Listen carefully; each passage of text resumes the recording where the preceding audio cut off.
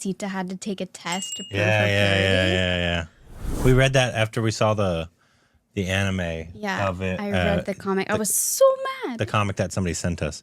And we figured out at that point that at the end of it all, Sita had to prove that basically she didn't get taken advantage of. Right, or because whatever. she, told, Yeah. he never did anything and he didn't believe her. Yeah. It's definitely something that'll make your blood boil a little bit for sure. And in that moment, you've chosen the wrong person. Super interesting that the stuff that they included, stuff that they did, and almost a Stockholm syndrome thing going on at times. It was a super interesting adaptation. That obviously it's not a direct like retelling like the ones they've been putting out lately are. Right. It's like a modern kind of an adaptation. Right. Like, parts of the story, like I don't even. Obviously, I think he was playing Rom, but he definitely wasn't giving off Rom vibes though. No. In it, But it was more like the wonder and magic of it was taken out, and it was just like a baseline people story. Yeah, absolutely. Vikram did a fantastic job. 1,000% a part I would love to play. It must have been so fun. It must have been so fun for him. I love how they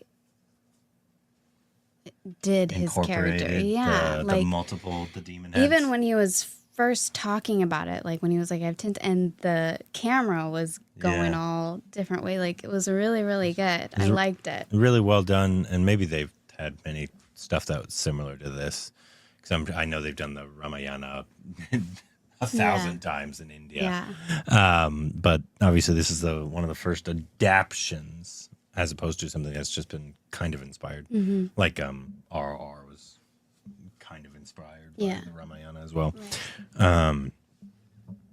But yeah, I really enjoyed that how he did this character. I really enjoyed his performance of it. Mm-hmm. Such a fun role.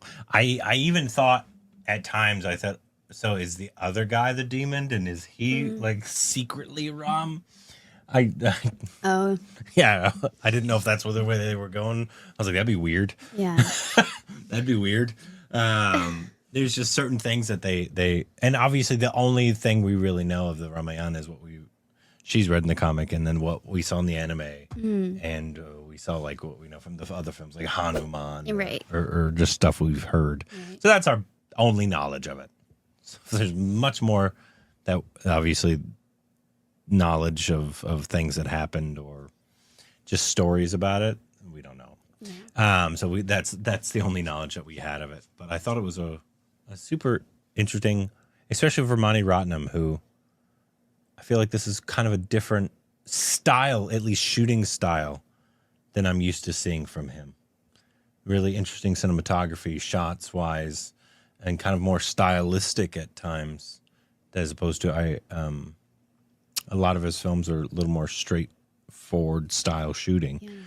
Yeah. I thought it was really well done.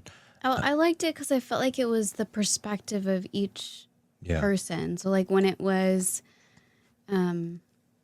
Vera, it was very much like you never knew what angle you were going to get or what like focus you were going to get. Like it was really cool. And I felt like that was very much in the vein of his character. Yeah, they definitely gave that character, and I don't know the whole backstory of the demon guy with the 10 heads. I don't know. Like I said, my only knowledge is that film, the anime that we saw. I'm sure it's not this exactly, but I thought it was super interesting to give him that style of backstory in this and make you feel bad for him. Because in that other one, you're like, oh, that's just an evil. Right. That's he just an evil stole her because she's demon. beautiful, and he's just and this one, you're like, I kind of understand. Right. Right. I understand why he did what he did. Well, I mean, like, and I feel like they covered that because even she was like, don't don't make me feel things for them. Like, don't soften my anger. Don't make me understand. Like, I want to be angry. I want to be strong. I want to fight. But she's like, she knows it was wrong, and she knows that also there's a problem. Is that his actual backstory, or is he just telling lies? Because I don't know because is he like the deceiver as well? Like, kind of stuff like that. Does he do stuff like that? I don't know. Because I don't know the characteristics of all these people. Yeah, I don't know. It seemed like it was like a real backstory for him. And it definitely made you like, I get it. Yeah. Yeah, I would. I'd be mad too. Yeah. But he did a fantastic job. The biggest gripe is I think the audio let them down a lot with the dubbing. There was like a lot of not like you could tell it was dubbed like over. It wasn't sync sound, and so or like sometimes when they screamed, the audio peaked and stuff like that. And so that's I never like when that happens because it takes you out of it sometimes. So the audio part of it is something that I think could have been better. Aishwarya did a fantastic job. I think she's a perfect cast for a Sita character. She's so freaking gorgeous. Yeah, who's playing it? I think is it? No. It's not her. It's hard to really think of it, but because you're just supposed to find this just majestic beauty, right? Right. Yeah, like she's like goddess level. Yeah. Beauty. In the Telugu one that came out last year that everybody hated, it was Creedy. But yeah, she definitely suits it. Yeah. How did Indians take this story, specifically Hindus, where they kind of he kind of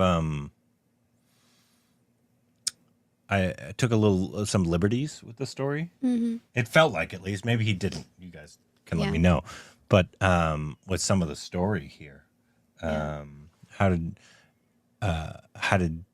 everybody take that as an audience? Because I know there were some people who are very sensitive about changing stuff like that about Hindu mythology and all that kind of stuff. Mm-hmm.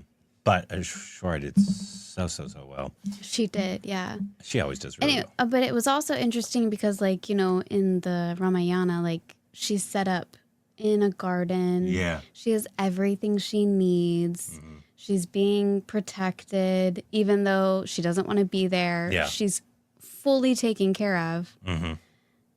And in this, she's not as nice of digs. Yeah, I guess it was interesting how they blended certain characters too, like Hanuman. Yeah. And you knew immediately he was Hanuman, and obviously he was supporting in this. He was my favorite character in the anime that we saw. I loved his character. When we saw the Telugu Hanuman, that was really great too. That was a lot of fun. This one I feel like you definitely. Like, before Rick ever watches this, I think he needs to have knowledge of the Ramayana. I mean... Because it's assuming that you do. Yeah. It's assuming that you know something about these characters. I think to get some of the dialogue and stuff. And characters. Yeah. Hanuman starts jumping in trees, and you're not going to be like, what the heck is this guy doing? Right. I can guarantee if you're not like familiar with it. You're just like some random guy jumping around. Yeah. Why is he talking like that? Yeah, that's true. But I mean, why they're doing all the camera angles for the heads? And they went over specific plot points. But what were you saying? You think? I think you could go into it without knowing. But I think it's more helpful to have that knowledge because there's a lot of stuff that would have just fallen flat. Confused. Yeah, it would have fallen flat. There would have been some confusion. It probably would have taken you a little bit longer to catch up. But I think the story is done in a way that, like, you could enjoy it. Yeah. You just won't get everything. If you didn't read that comic, we wouldn't have known about that one part where she had to. Oh, totally. But because I was fully expecting